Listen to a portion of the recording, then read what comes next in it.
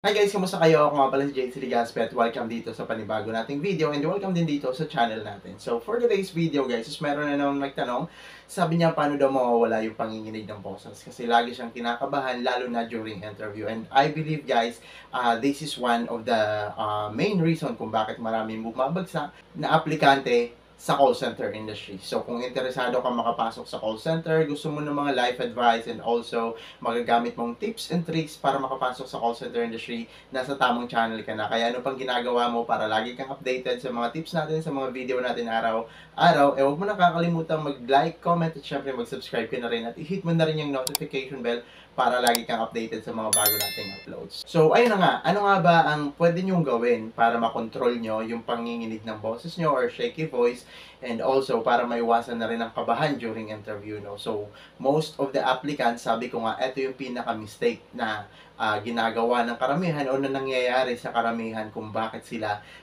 bumabagsak sa interview. So, I have a lot of followers or yung mga nanonood sa video ko na nagtatanong, nag-message sa Facebook page ko, nagko-comment sa mga dito sa YouTube and syempre sa TikTok page natin. Nga pala guys, please support my channel sa TikTok, Facebook, and so of course dito sa YouTube. No? So, JC Ligaspi lahat. Search nyo lang. Anyway, so mabalik tayo. So, marami nga nagme-message sa akin about dahil ilang try na daw sila, okay naman daw yung English communication skills nila, may mga experience na daw sila before, yung iba, mga OFW, na bumabagsak pa rin sa interview. Bakit nga ba? No? So, ano nga ba ang dahilan? So, guys, for me, one of the main reason kung bakit ganun yung nangyayari during interview, na alam mo na yung sasabihin, no? Alam mo na talaga sa sarili mo kasi nag-prepare ka na para sa interview na yan. Bakit ganun? Pagdating sa oras na yun is, na tawag dito, bumabagsak ka pa rin, kinakabahan ka pa rin, at syempre, di ba, nanginginig pa rin yung boses mo. No, so magkaka-connect kasi yan guys, no? Kapag kinabahan ka, susunod na diyan yung shaky yung voice mo or nanginginig na yung boses mo and syempre mawawalan ka na ng idea, mawawala na sa isip mo yung gusto mong isagot at syempre, 'di ba? Matataranta ka na. And yung next noon is syempre babagsak ka na sa interview and hindi mo na makukuha yung gusto mong trabaho which is makapasok sa call center industry. So, I will suggest some of the things that I did para ma-manage ko yung kaba ko, no? So, guys, dapat nyong gawin para mawala yun, no, is practice. No, yun lang talaga yung pinaka the best advice sa inyo. Practice talking in English, watch a lot of videos, record yourself, no? Treat your phone as an interviewer na kumbaga sinasagot mo na pa-practice ka to talk kasi masasanay din yung boses mo on how to pronounce words. And most importantly, guys, you are enhancing your vocabulary as well and also your mind or your brain to think of a phrase or like a sentence to respond to the interviewer's question. No, yun yung pinaka the best. So practice speaking in English anywhere, recall yourself, watch your video para makorek mo kung ano pa yung mga sinasabi mo. No, yun yung pinaka the best practice. Next thing that I want you to do during the interview is make sure to take a deep breath first, no? Ganon, no? Inhale before the interview. Ako ka mag-start sa interview, relax mo muna yung sarili mo. Inhale, exhale before ka tawagin. Ganon. Napaka-the best din nun, guys, para mawala yung kaba mo and syempre, para makompose mo din yung sarili mo.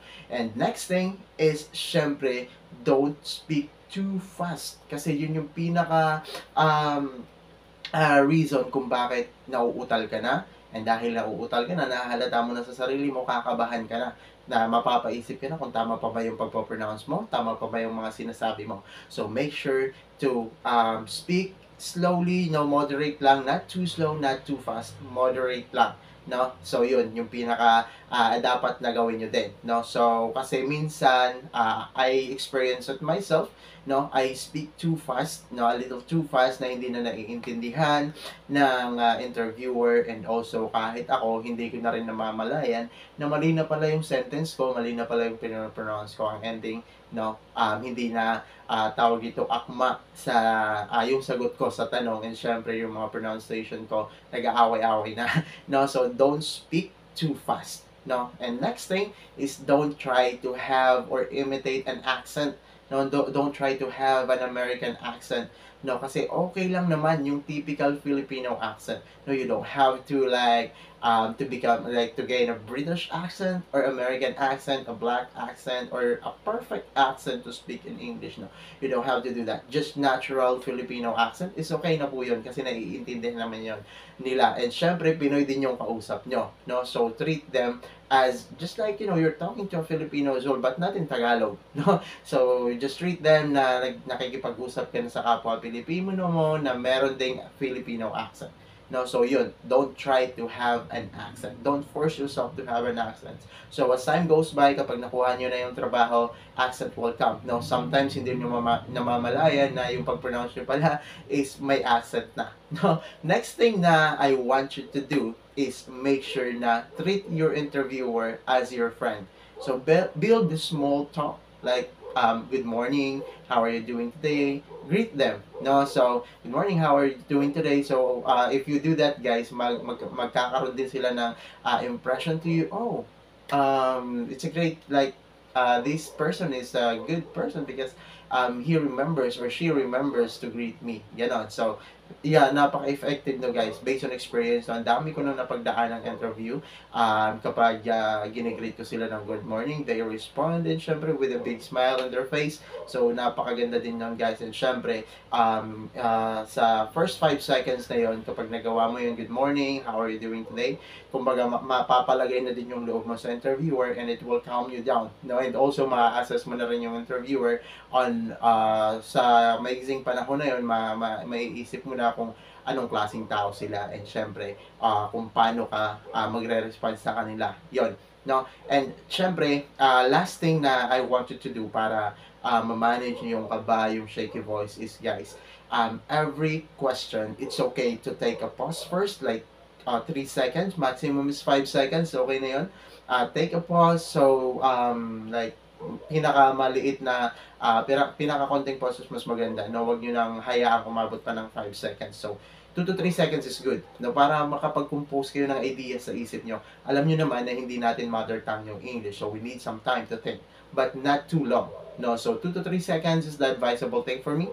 No, for me that's the ideal kasi sa call center guys, sa kapag nagdi-deal ka na ng customer, you must have an answer immediately sa mga question. No, so as much as possible, if you can, try to answer the question by taking a pause 2 to 3 seconds only.